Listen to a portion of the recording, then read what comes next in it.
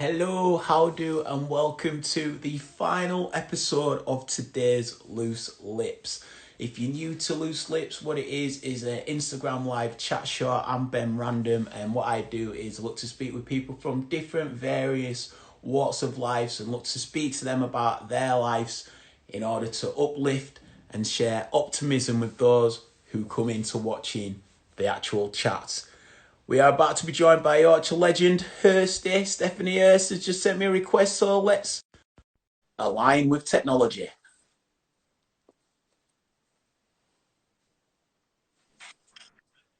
Yeah! Oh my God, look at this, eh? Here we I'm are. excited. Yes, mate. Are you all right? Yeah, lower your expectations. I'm on your Insta. This is where the numbers go down. I've just got in. I've literally I know. just got in. Where have you been then? What have you been up to today? Been at work. So, My finger is one of those level things. Do you know the level for audio? You've got to keep the needles wobbling. Yeah. I'm on radio still. You've got to keep the needles wobbling. So I've been done some shopping because I've run out of cereal. Oh, yeah. I've run out of cereal. What cereal have you got? Well, I have Alpan, no added sugar, but they're not doing it at the minute. So I've had to go for original, which, to be honest, it's got too much sugar in it for me. Where do you step with the mixing of different cereals? Are you Yeah. I've mixed granola and cornflakes, granola and all sorts of stuff. Yeah. Also, these for your are the cat most important things for the cat, because he has been meowing at me for 3 days because I ran out of bleeding dreamies. So I come downstairs, and next to the bin is I can't flip the screen on this, can I? Next to the bin is one of his dishes. He's got some other ones at the other end of the house for his food, but I always have them there. And that's where his dreamies live. But hence, bad mother, bloody ran out, didn't I? So yeah, 3 days as well. 3 days. 3 days. Oh, 3 days. Not even had a drink yet. Yeah. You know how cats they have different vibrations, or like different. You know, like you can tell by their meow when they're really like screwing with you. Oh, this one is vocal. Now, because I'm on the phone, it doesn't perform that much. Kenny. Oh, there was a little one. Ken, what are you doing? What are you doing? Kenny, what's wrong? What? Now, usually in this position, you would meow. What have you got cat on this cat hair on floor? What's wrong? You a good boy? Oh, you're just meowing, aren't you? Yeah. So anyway, yeah. Let's see if my friend, my feline co-host, wants to join. She's in a mood with me as well because I'm not. Oh really? Have you got a moggy? No, Sheila. Come here then. Are you going to say hello? Oh, that's a good name for a cat, Sheila. Right. Loving Oasis and Jimi Hendrix on you all. Yeah, you see. Oh, cross town traffic. Yeah. That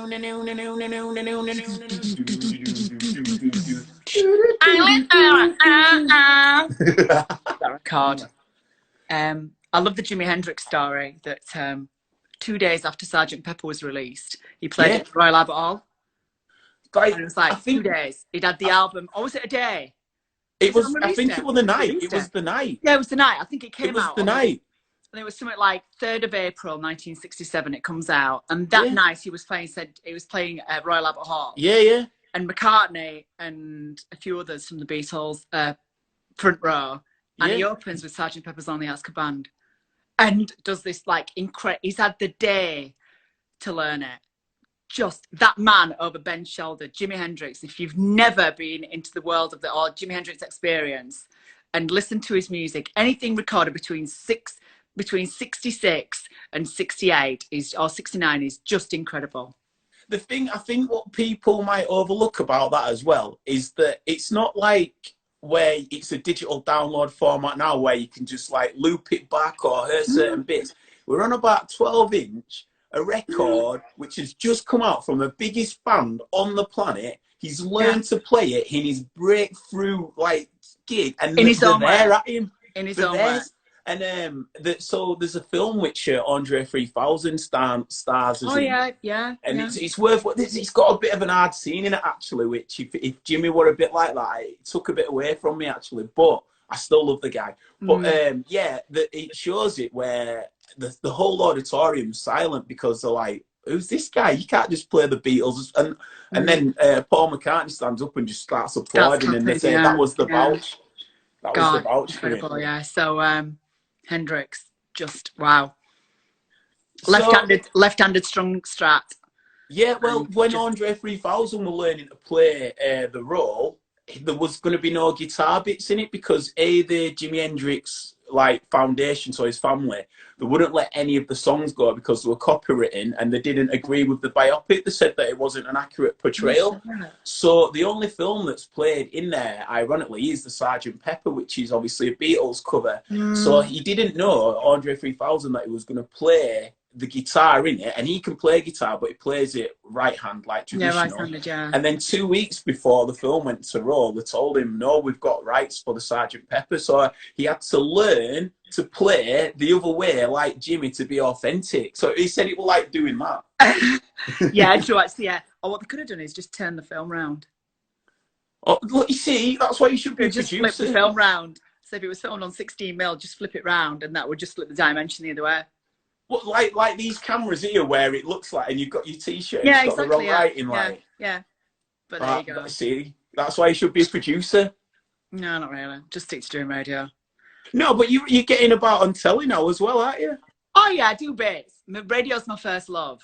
Although I'm getting to the point where I want to run it. I've done it enough now. I think I want to run it. I think I want to do management. Really? Yeah. I see it. No, I just see it run so badly. Not at the BBC, but just in other areas. I just see DJs trodden on by management who have never been on the radio, never experienced what it's like and the vulnerability of being behind a microphone, and treat DJs like dogs. And I think it's appalling. And this has happened for the last 40 years.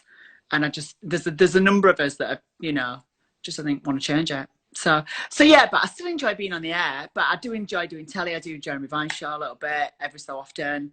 Did Lorraine, ended up getting a job on Lorraine for a couple of years. But radio's my first love.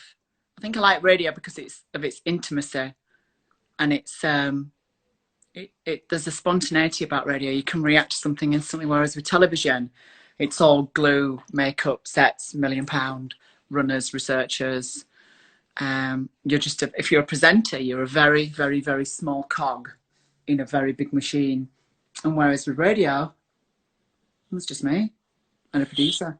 Do you find as well what I loved about, especially one of the things I really want to speak to you about today is those Galaxy days, because you really exactly right, it was just the heart of Yorkshire.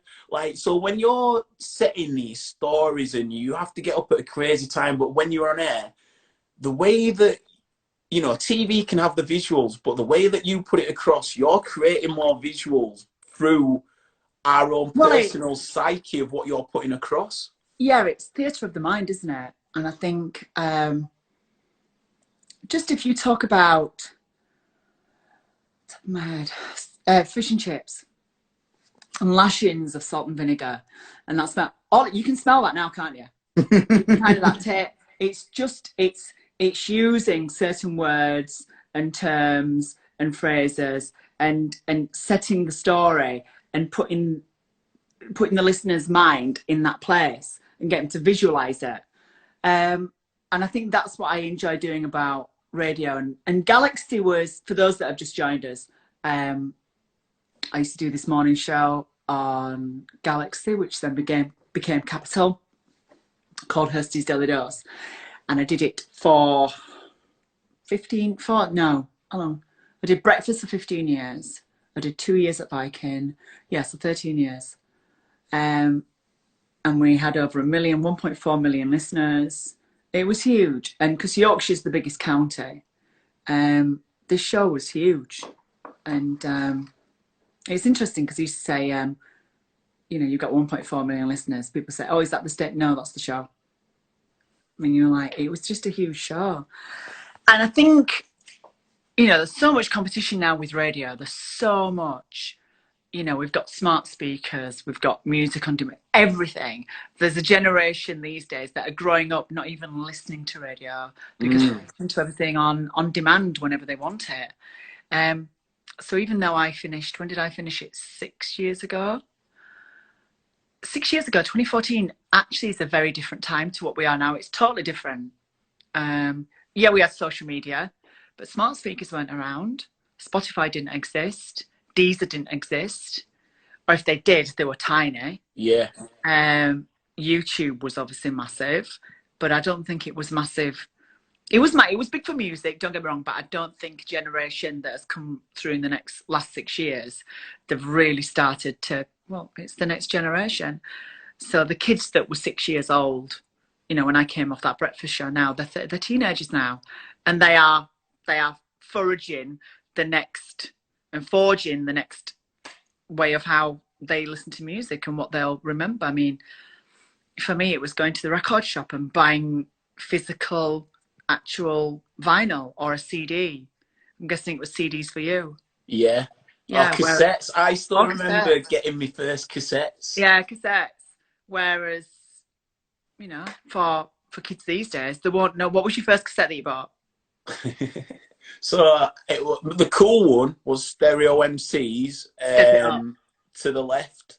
Step It Up. Yeah, Step It Up. Yeah, Step It Up. It had a dark blue top, and the rest of it was kind of orange. I think so. I don't know. I've got in my head like some like teal for some reason. Like actually, there's a little bit bluey teal colour. Yeah. But then the naff one, the real at the same time. What's the real one? What's the first one? Linford Christie released the song. So it must have been 92 when he released like a song. Then I got them both at the same time. Even I done. Oh, Pav's in. Oh yeah, yes. Love Pav. Pav, yes. Love Pav. I loved your set that you played. I love the set that you played, Pav, the other day, which was of him. He found an old mini disc, and played along with it. And who was it? Was it Morales? I can't remember who it was. He played along with. But anyway, sorry, go on. No, but kids these days, they won't remember their first download. It's disposable. It means nothing. It is disposable. Music is disposable. Do you think it's going to come full circle a bit? No. Because No, it's just a different way. It's a new way. It doesn't mean anything. It's disposable. And I don't think kids will, you know, their first download won't be like, I don't know, I've downloaded hundreds and thousands of songs. It means nothing. It means nothing. Music is disposable. That's why the artists don't make much money these days from music. They make it all from gigs. Yeah, and merchandise. But there's so much more music available, which is that's amazing, isn't it? So, you know, just with a laptop these days in GarageBand, you can make a song that before would have taken £100,000 or £1 million worth of production or something like. Just make it now on GarageBand. It's incredible. So it's a new way of thinking. You know, it was just different when we were growing up. It was just different, and there's nothing wrong with that. Just like our parents or grandparents when they were buying music, it was different. It's just even the cats agreeing. It was just a different way of doing it. So back to what I was saying about this breakfast show. I know.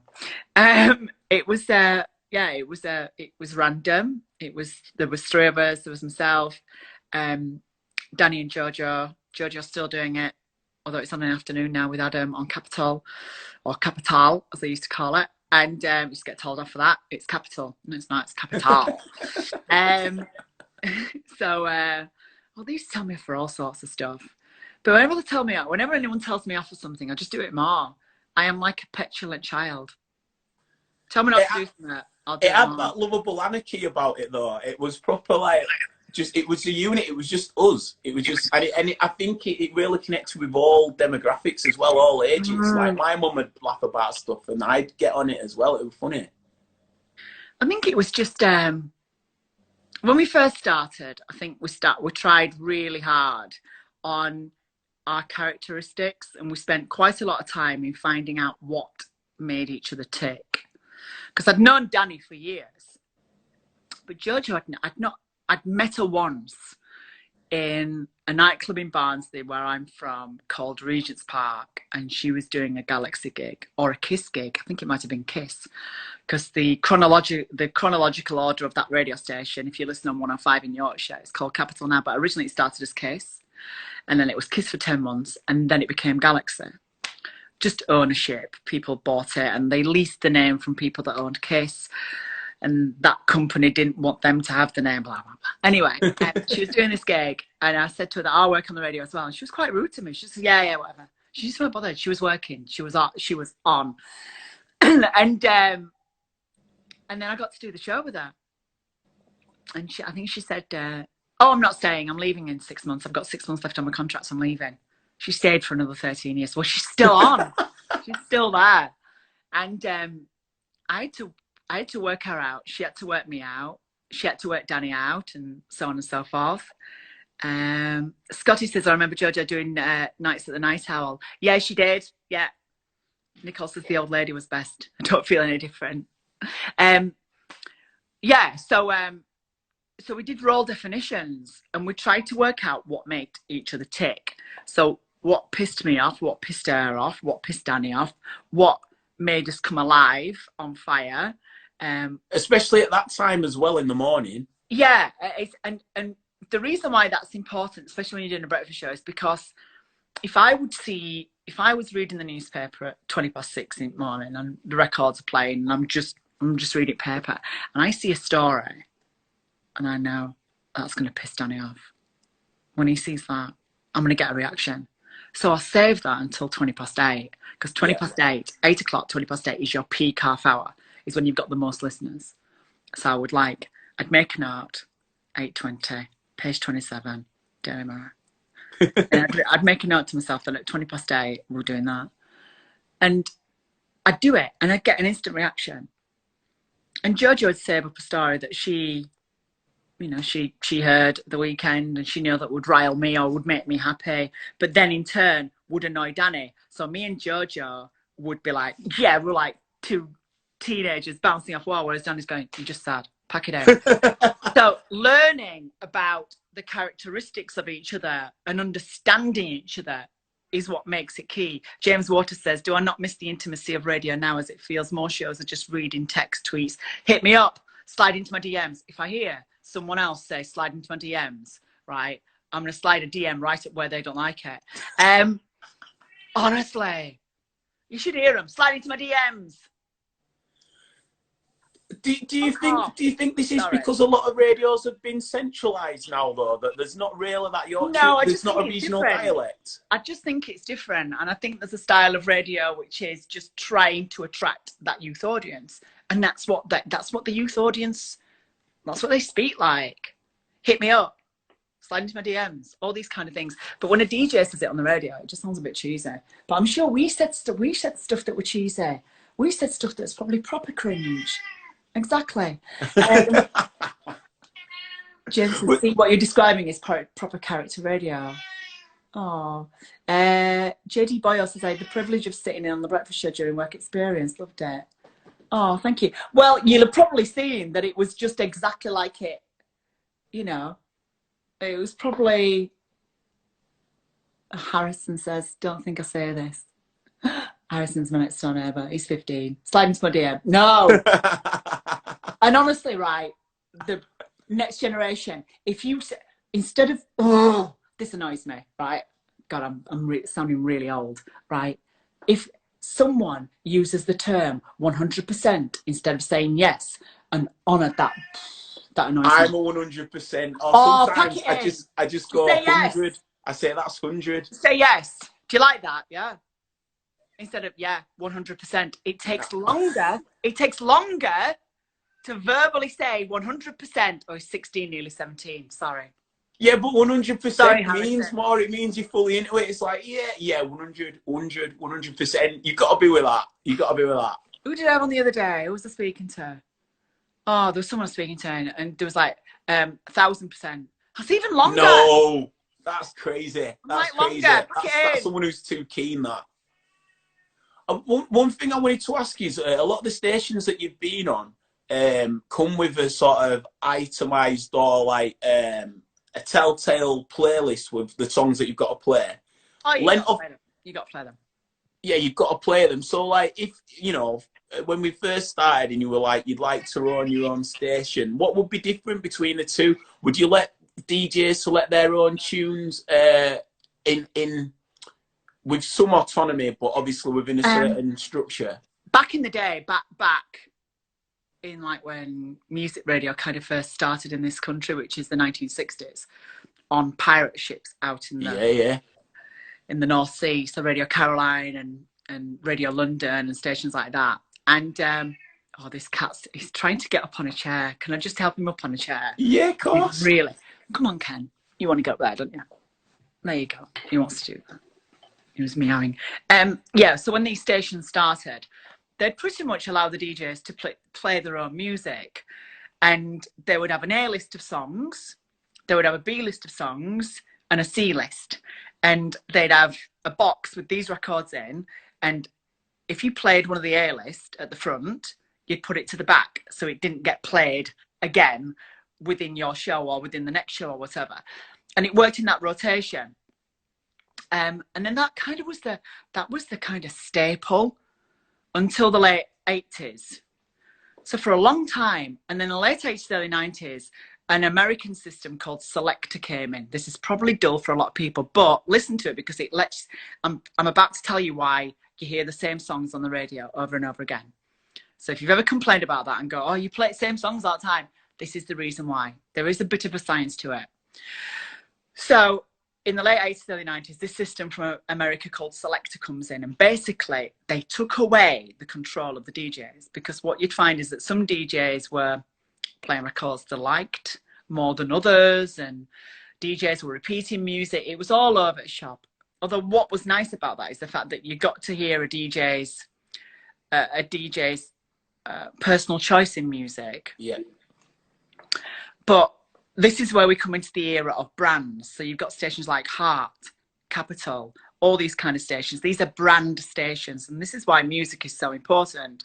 So if you're listening to a radio station, on average, unless you're at work, you'll listen for about 20 minutes. 20 minutes, half an hour. And when you punch into that station, you want to hear a diet of the biggest hits or your favourite songs. But if you listen to it all day, you might hear some of the same songs over and over. And that's the reason why, is because when you punch in for 20 minutes, you want a diet of the biggest hits. And that's, so they're playing for the hit of the 20 minutes rather than the people, the longevity. Yeah, they're playing the hit for 20 minutes, half an hour. So that is one of the reasons why. And this system came in from America, where all of the songs were put into the computer. They were all given codes. So a slow song would be given a slow code, or a fast song, and all these kind. And basically, it gives a nice little flow of music. And instead of a human doing it, a human has put the codes in. A human's done all the categories on it, but it saved us DJs doing it. And it took away a bit of control, but actually, it's another thing not to think about. So it's actually not a bad thing.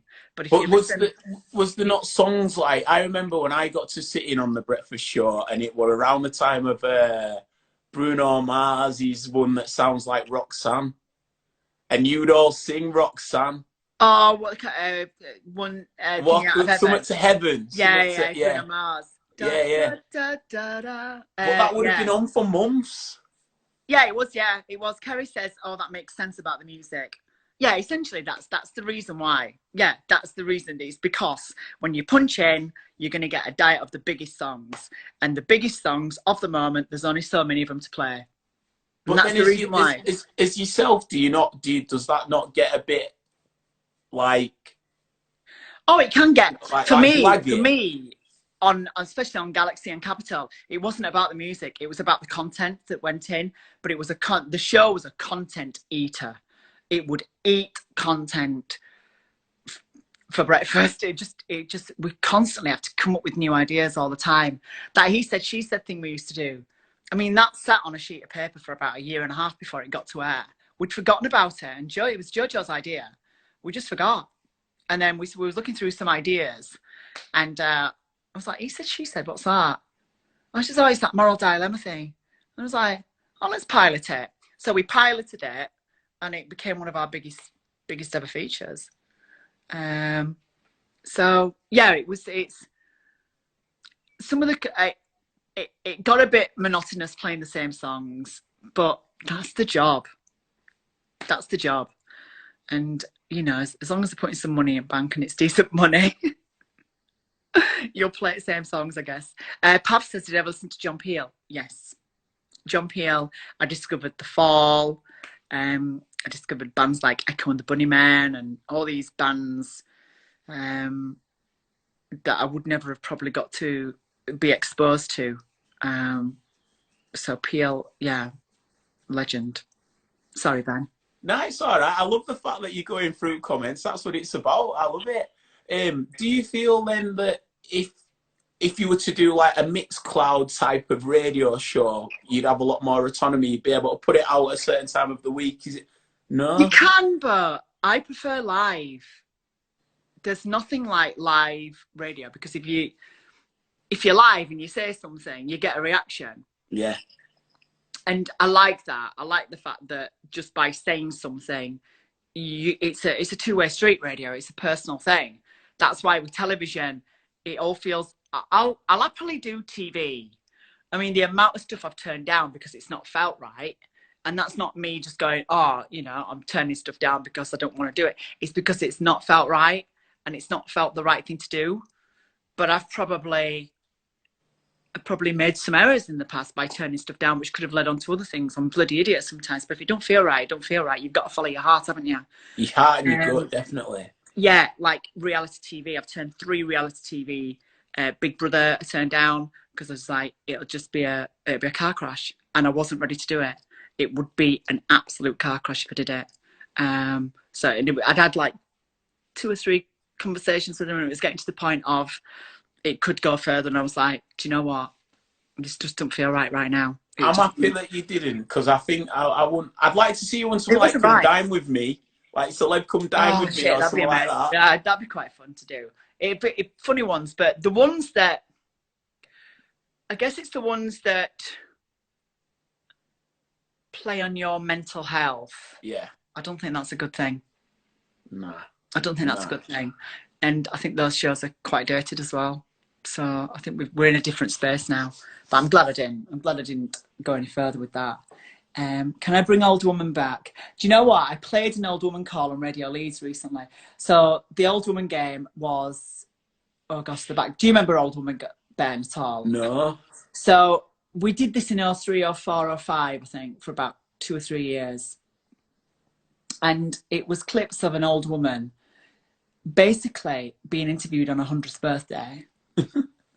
And we found this reel of tape when I worked at Hallam FM in Sheffield, and they were clearing out the old reel-to-reel of tape, and they were clearing out this what looked like a what's one of those things, that ottoman at the end of your bed, these old ottomans, like a big, it looked like one of that, but it was wooden.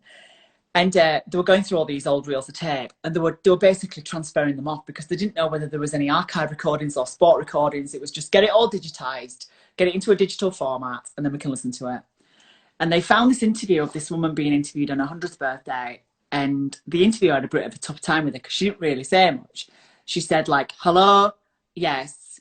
The interviewer said, how does it feel to be 100 years old? She went, I don't feel any different.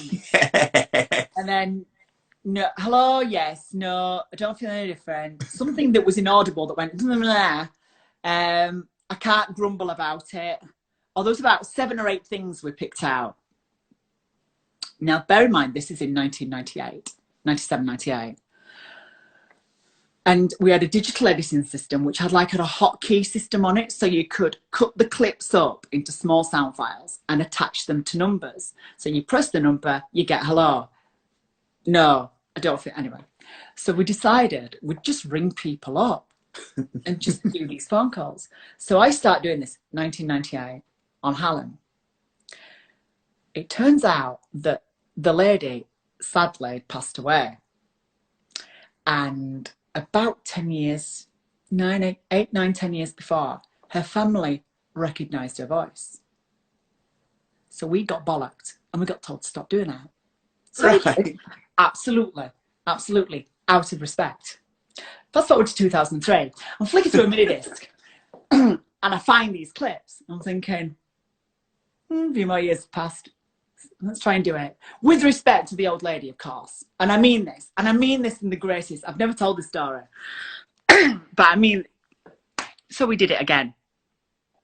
And it just went crazy. And the family, I don't think the family ever heard it. They didn't recognise it. I may have sped the voice up just a little bit and manipulated the voice a little bit the first time around. And that was it. That's old woman. But because I think on Radio Leeds, because we have an older audience, I mean, we target 40 plus, 45 plus. And we do have some listeners that probably are of that age. So for me to be doing an old woman game on Radio Leeds just don't feel right. And I just don't. And also now, I just don't.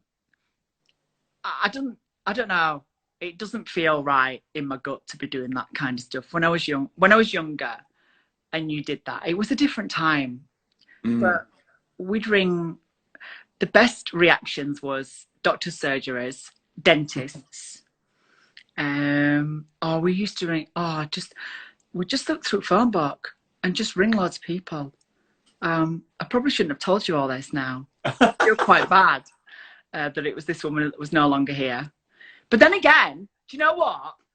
That they could have been ringing us and lying. They could have been saying it's, you know, it might not have even, you know, been her grandchildren or, you know, husband or daughter, daughter or son that rang up. So who knows? Who knows? Sorry, I've gone off on a tangent there.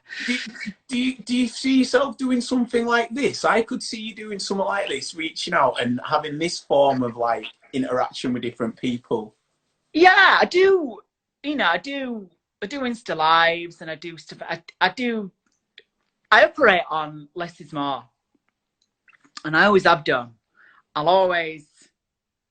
You did call the curry lady Motormouth last week. She was sure going off her, weren't she? Jira. I had this lady on who was cooks amazing curries, but my God, she could talk. And I was like, bloody hell. She was probably like Motormouth. I do my kitchen belters from here. So I do. Yeah. This is where I stand here. Yeah. Which is actually the hob. With Alpan on and currently shopping in Dreamies. But this is where I stand here, and there's the undrank bottle of Veuve Clicquot, which, to be honest, the reason why it's undrank is because it is a magnum of Veuve Clicquot, and hang on, are you there? Yeah. It's not. Do you know the little button you press to kind of flick the camera? It's just lit up.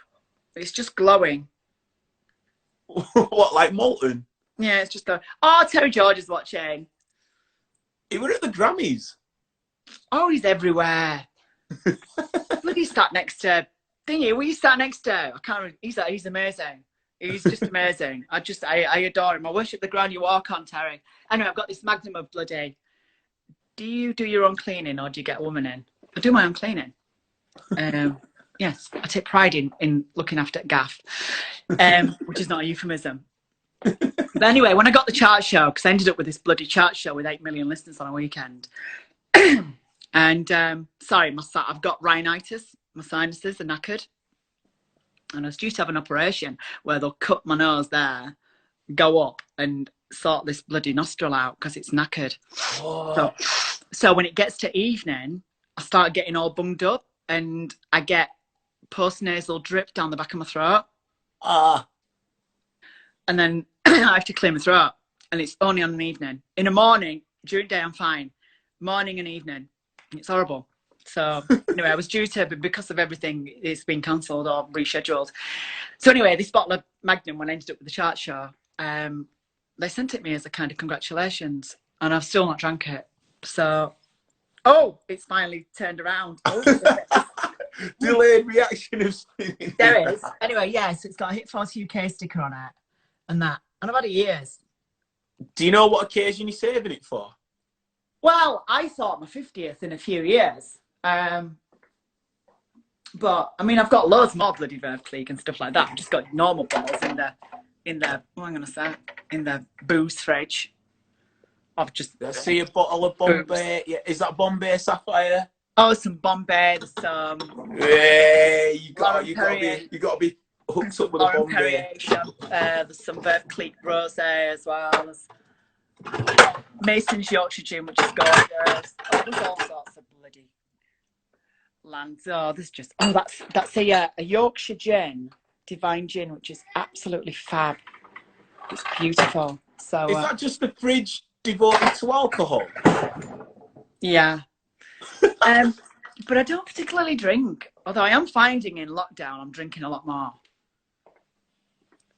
I think a few people are. I think we all are, to be honest.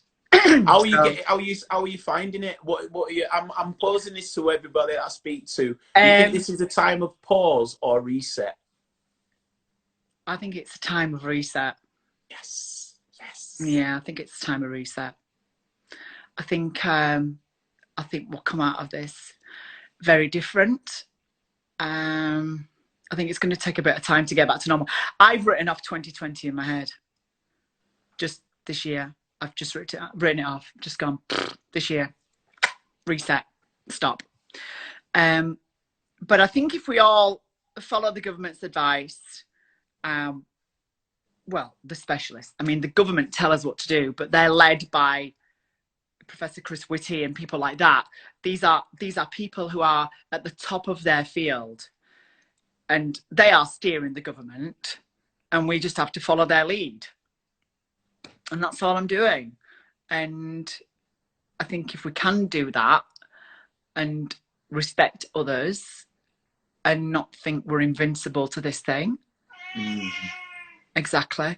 This cat's vocal. And not think we're invincible and I'm not going to get it. Well, there's a good chance you might get it. And then if you've got it and you're not showing any major symptoms, you'll just pass it to other people. And that could kill someone. And you need to protect the NHS, stay indoors and save lives. And the more you do that, the better chance we have of coming out the other side. Linda says she loved this morning as well. This is weird. Oh, I have a podcast. It's called... Yeah, I was going to bring that up. So, yeah, do you have a podcast? And would you like to tell us about it? It's, hang on. Kenny. Little shit. Come here. He's a little bugger, this one. Come on, get down. Sorry, I'm just having to... Down. What's he jumped on? Down. He's jumping on the chair. But he's jumping on some washing, which I got out this morning, which I've not put away yet. It's just my knickers. Yeah, so the podcast is, well, to be honest, it's going to be a bit short-lived because it's about lockdown, but it's the lighter side of lockdown, and it's called, well, this is weird, because that's what it is. You know, what we're going through right now is weird. It's what we were all saying, isn't it? You know, well, this is a bit weird. So yeah. Well, this is weird. If you search for it wherever you get your podcast from, it's half hour. It's me, my best friends, Debbie Mack and Scott Hughes. They both work on radio. I work on radio. And it's just us looking back at some of the best memes, best videos, how we feel, all sorts of stuff. And it's just half hour. Linda says it's hilarious. Oh, thanks. We did laugh a lot in this week. We've laughed in all episodes. We do try and make it funny. We try and just chat shit, to be honest. So it's half hour long, 28 minutes, something like that. So wherever you get your podcast from, go have a listen. Scott in his pants. Yeah, Scott's always in his pants. And it's really weird because I make this thing. I edit it all together. So I record my bits here. Debbie records her bits in her studio, and Scott is in his studio. And we connect by this thing called Clean Feed, so we can all hear each other's voices. And then they send me their files, and I put it all together. I spent all day doing yesterday's episode. That's mad.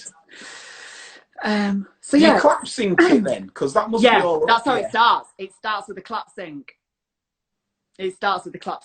But I cut it up. So because sometimes I can start talking and Scott's still talking or Debbie's still talking. I cut all that crap out. Because we all do that in conversations. We talk over each other, don't we? And I just think if I've got all three stems, of our mics, I can cut bits out. I don't cut much out. It's literally about 5% of, you know, talking over each other, or there might be a mistake, or I've said something offensive, which is usually the case. It seems to be the case that they say you can't put that in. Why? Because it's offensive. Is it? Yes. All right. So I'm usually the one. See, at the BBC, I'm on BBC Radio Leeds every afternoon between 2 and 6. I've said, and I've been quite open with the BBC, I'm running at about 40% because I'm scared that I'm going to get done. And I'm genuinely, I am a proper tamed down version. I'm not. I'm still me, but I'm running about 60%. I'm just, maybe that other day when I said she was talking like a bloody motor mouth, that was a bit honest. But it's the BBC, innit? I just get a bit afraid that, and everyone gets offended about everything these days. So I do get a little bit like, don't say that. Don't say that. Don't say that, Steph. Because I think if I was back on commercial radio, I'd be a bit more naughty. But, you know, that's probably making people not want to listen to me now. Oh, it's not same anymore. Are you, so vocationally, are you content with, like, are you settled with where you're at with BBC no, Radio Leeds? never. And No. What would be on the horizon? Are you being genuine about your own station? Like, if that Oh, God. Do you know what? Get Terry George to fund it. Call it Mission FM or something. Do you know what? I would love to start my own radio station. But it's more difficult than you think. And I think the future of radio is, it's not DAB, because I think that is an absolute shower of shite. Do you not like DAB? No, it's rubbish. It's flawed. Go under a bridge, it goes off. It's flawed. It's flawed. But we have to support it because the government stuck a load of money in. So I think it's all technology. It's late 80s, early 90s technology. The carriage, I mean, in the words of getting it to the transmitter, or out the transmitter into the radio, is bloody expensive. Terry's in. See, he's bankrolling. Let's talk, Terry. Let's talk. Because I've got an idea. I have got an idea for a radio station which would clean up. I mean, clean up. Would you do it using something like Twitch, right, or anything like that? You are. Sorry, would you use it? Would you use anything like Twitch or anything where you can be autonomous? It'd be app-based, because app-based radio is the future. Because you get into a car now, and your apps, probably in Teslas and maybe some new top-of-the-range cars, your apps appear on the screen. Yeah. To the car. Yeah. So you would just have an app. So predominantly, like you were saying before, why people might digest Spotify more is the ease of access. So as soon as you get in, yeah. We're probably not there yet. We're probably not quite there. I am ahead of the game here. But FM will go. They'll turn it off. That will go in the next 5-10 years.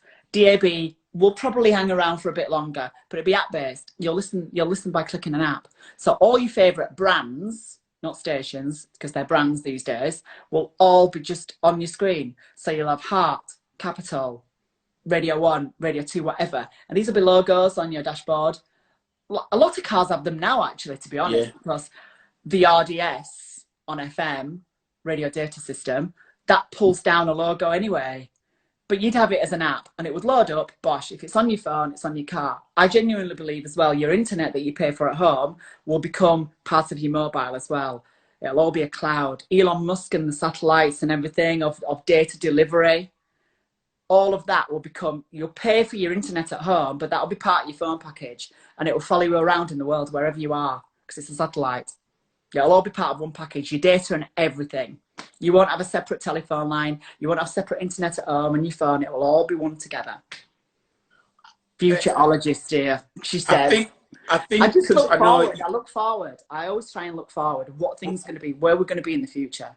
Well, this is it, and I think this will be one of the final ones for me because I know you've got limited time, and I thank you for giving your time and speaking to me. No, it's all right. I've just got a Zoom at 8, but I'm all right. Right. It's all right. So, well, this will be the last one from me then. But thank you so much.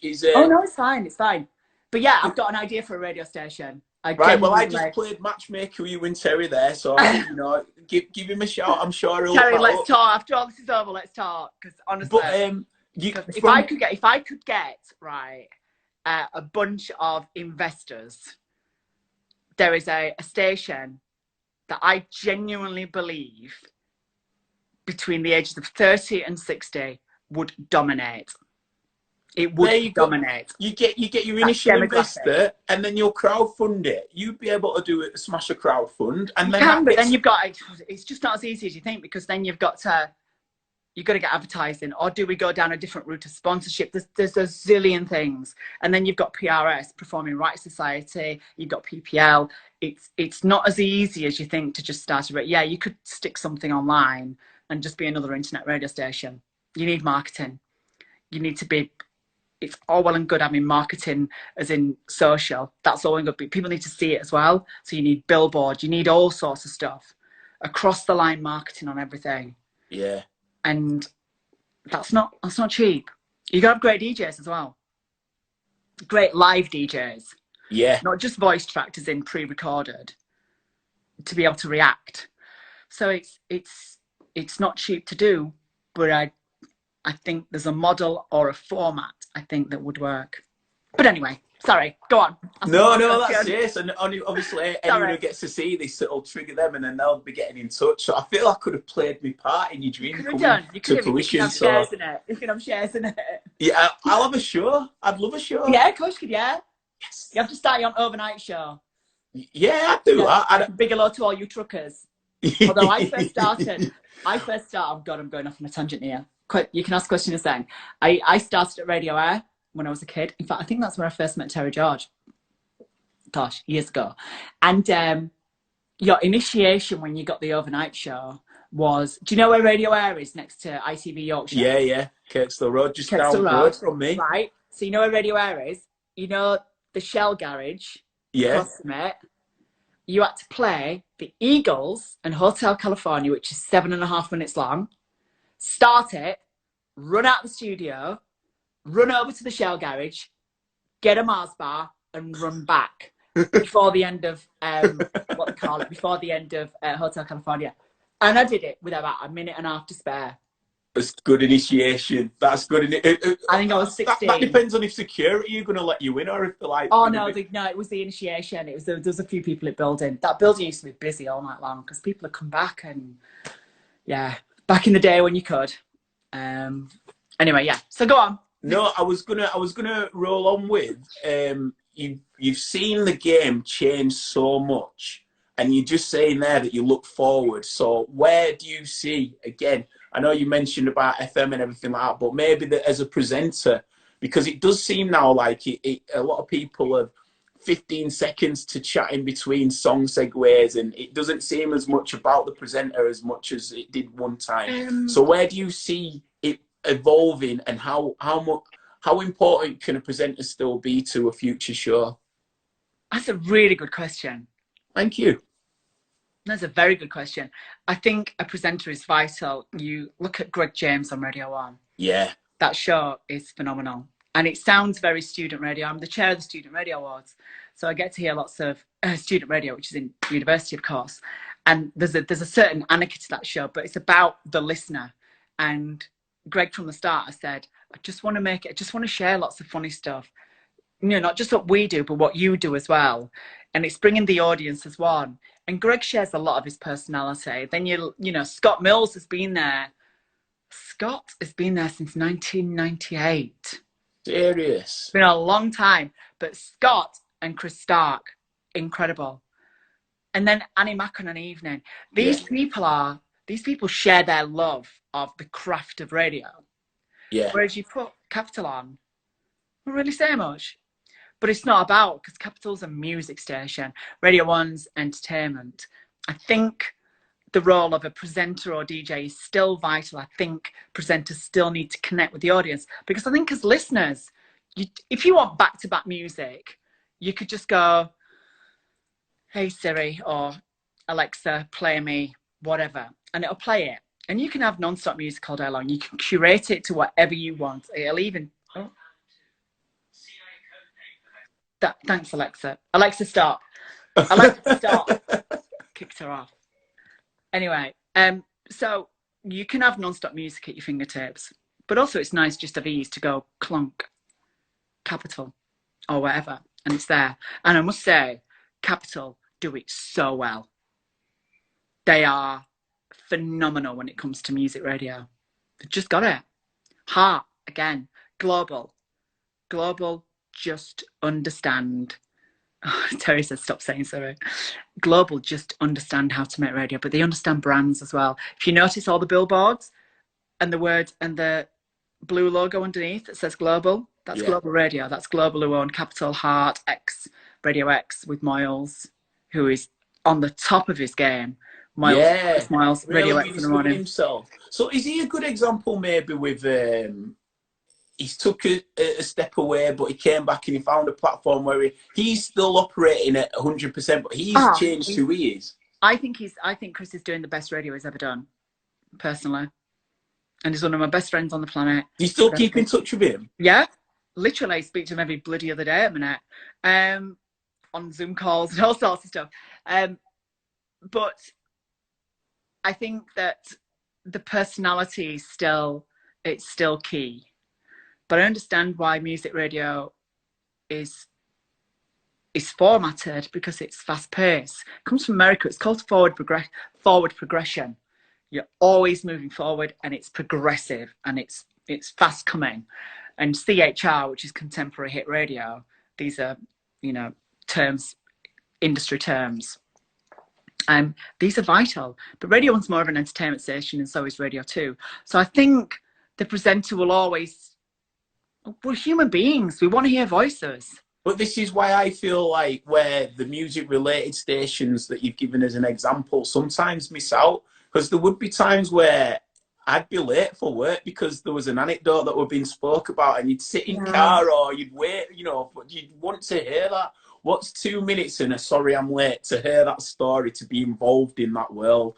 And I just think I just don't see enough of that at the moment, I feel. I think as an industry, what we fail to do is create great storytellers. So I talk about Capital and it being very formatted, and the DJs will say they'll speak for 12, 15 seconds. Now, let me just say, to do that kind of radio is not easy. If you think speaking for 12 to 15 seconds, making it concise, interesting, relatable, whilst getting it over the intro of a song, that's not easy. Yeah. That's an art form. And it takes years to be able to practice that kind of stuff.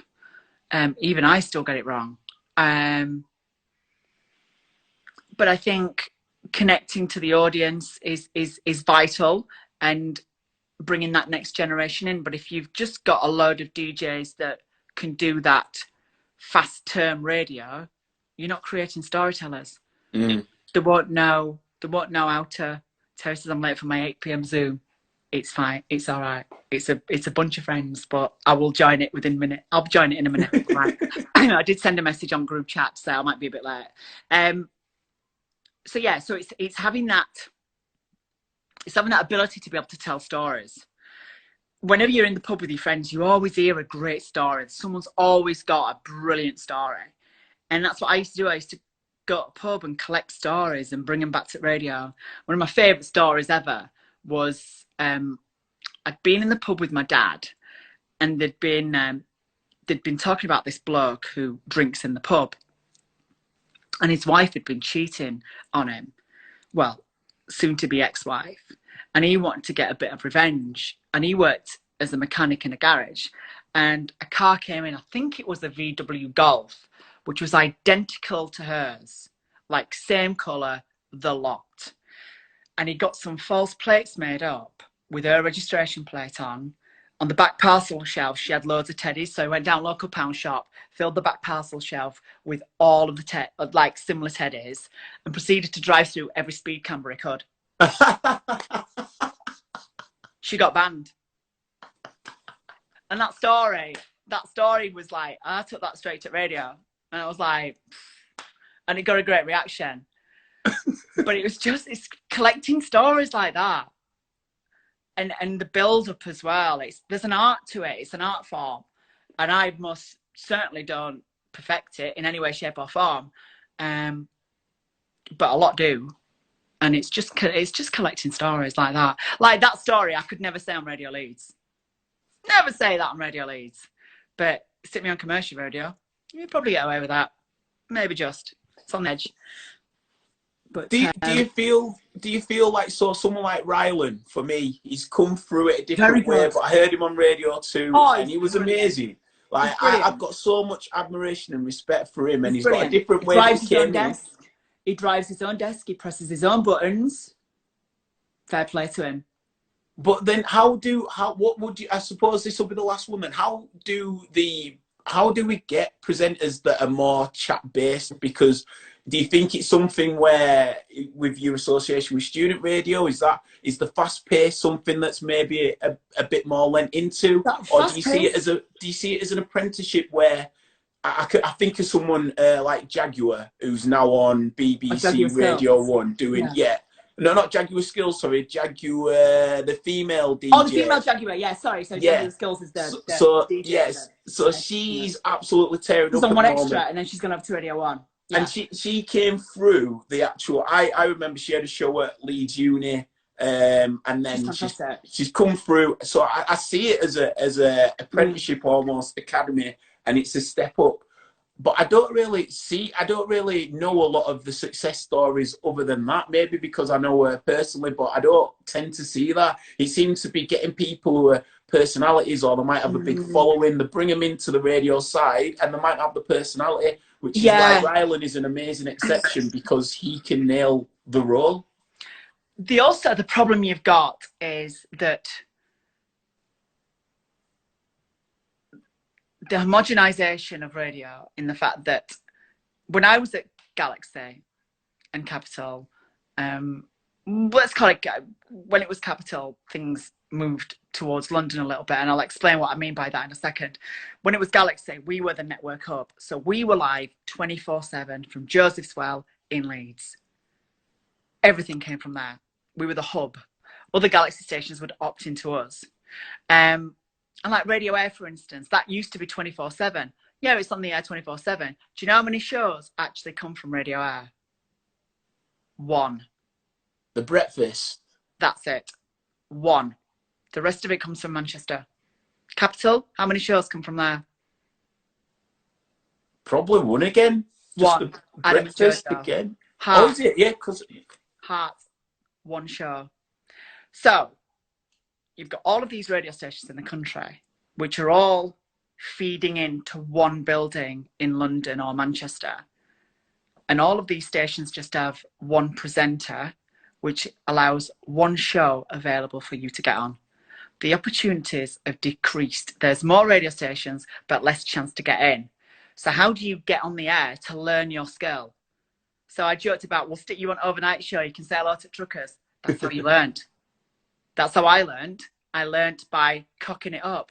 I learned by talking about someone's estranged husband, but saying he strangled when I was 16. You know, I made all these mistakes when there was a very tiny audience.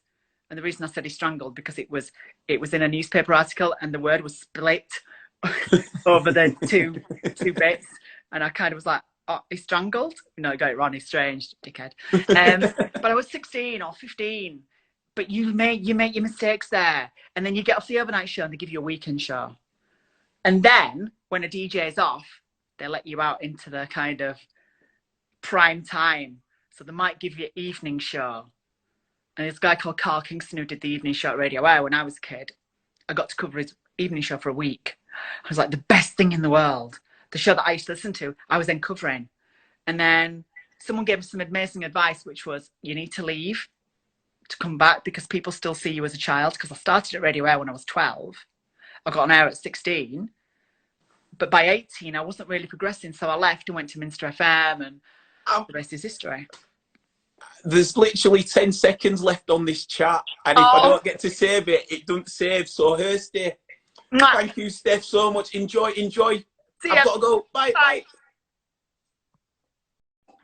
Will it save? Will it save? Will it save? Who knows? Thank you everyone for watching. Bye.